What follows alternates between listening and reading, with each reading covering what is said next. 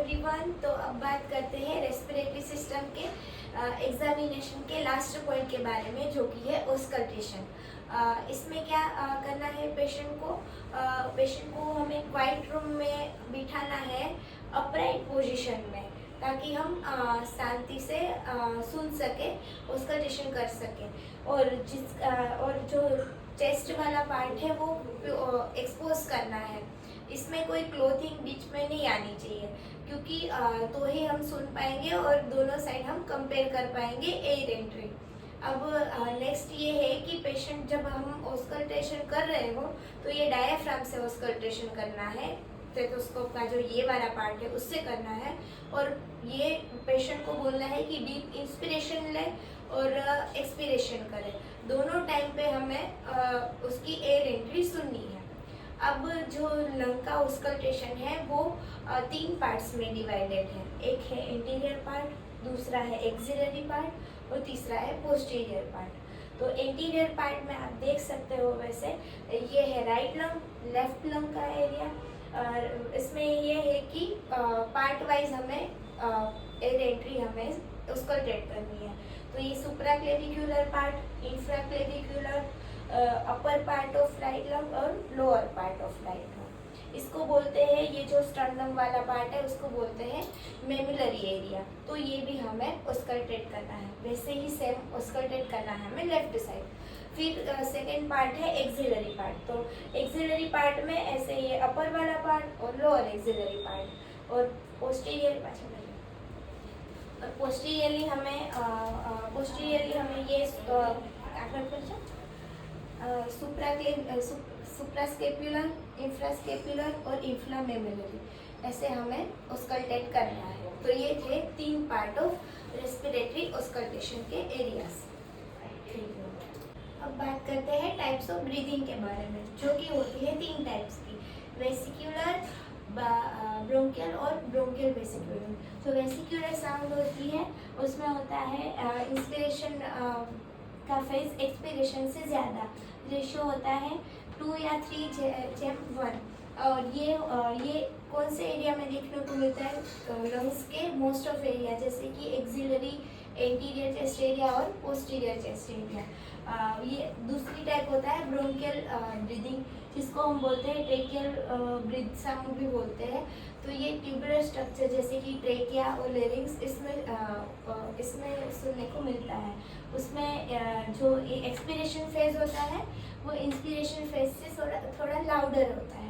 और तीसरा ब्रीदिंग है ब्रोंकोवेस्क्युलर ब्रीदिंग, जिसमें जो इंस्पिरेशन फेज है वो एक्सपिरेशन फेज से कम होता है और एक्सपिरेशन होता है वो थोड़ा लाउडर और लॉन्गर होता है। और इसमें जो आवाज़ सुनाई देती है वो इंटरमीडिएट इन दोनों की सुनाई देगी आपको। और ये मोस्ट कॉमनली स्टर्नम के अपर पार्ट होता है, उसमें हमें देखने को मिल सकती है। और ये हॉलमार्क है क्रोनिक ऑब्स्ट्रक्टिव लंग डिसीज का, जैसे कि अस्थमा और सीओपीडी। तो ये थे टाइप्स ऑफ ब्रीदिंग। तो अब जो ब्रोंकियल ब्रीदिंग है उसमें भी टाइप्स होते हैं। उसमें होते हैं ट्यूबुलर, एम्फोरिक और कैवर्नस, ये 3 टाइप होते हैं। तो जो ट्यूबुलर टाइप होता है वो होता है हाई पिच साउंड रहता है उसमें, जो कंसोलिडेशन, मैसिव पेरिकार्डियल इफ्यूजन और above level of pleural effusion इसमें देखने को मिलता है। दूसरा टाइप है एम्फोरिक टाइप, जो होता है लो पिच्ड साउंड, पर इसमें कैवर्नस से होलो जैसी साइन सुनाई नहीं देती। ये देखने को मिलता है ओपन न्यूमोथोरैक्स में। और तीसरा होता है कैवर्नस साउंड, जो लो पिच प्लस पिक्यूलर होलो जैसा साउंड हमें सुनाई देता है, जो कि हमें कोई लंग कैविटीज है उसमें देखने को मिलता है। अब नेक्स्ट पॉइंट है ऑस्कल्टेशन में, वो है वोकल रेजोनेंस। इसमें क्या करना है, पेशेंट को अपराइट पोजीशन में हमें सिट करवाना है और पेशेंट को बोलना है कि आप 1-1-1 बोलिए। और सेम ब्रीदिंग साउंड की तरह एंटीरियरली, एक्सिलरी और पोस्टीरियरली तीनों साइड हमें ये ऑस्कल्टेट करना है। अब आप देखिए मैं कैसे करती हूँ। आप बोलिए 1-1-1, ठीक है? ये ऐसे हमें सुनना है, बोलिए 1-1-1 1-1-1 1-1-1 1-1-1। ठीक है, ऐसे हमें दोनों साइड हमें कंपैरिजन करना है कि कहाँ पे ज़्यादा साउंड आ रही है, इंक्रीज है या डिक्रीज। अब ये इंक्रीज किस में होगी, तो कंसोलिडेशन और लार्ज लंग कैविटी उसमें इंक्रीज होगी, और डिक्रीज किस में होगी, प्लूरल इफ्यूजन, न्यूमोथोरेक्स और फाइब्रोसिस जैसी डिसीज में। तो ये था वोकल रेजोनेंस वगैरह। अब बात करते हैं अदर ऑस्कल्टेटरी फीचर्स के बारे में, जिसमें पहला है सक्सेशन प्लेस। ये किस में देखने को मिल सकता है, जैसे कि हाइड्रोन्यूमोथोरेक्स हो, लार्ज लंग फ्लूइड कैविटीज हो और डायफ्रैग्मेटिक हर्निया हो, उसमें मिल सकता है। इसमें क्या करना है, तो इसमें पेशेंट को ऐसे अपराइट पोजीशन में हमें बिठाना है और हमें परकशन से हमें एयर और लंग्स की डिमार्केशन करनी है।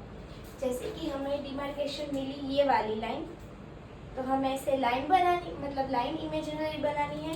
फिर हमें ये अपना स्टेथोस्कोप है वो ये डिमार्केशन लाइन पे ऐसे रखना है और ऑपोजिट शोल्डर से ऐसे विगरसली शेक करना है, तो हमें टिकलिंग या स्प्लेसिंग साउंड सुनने को मिल सकती है।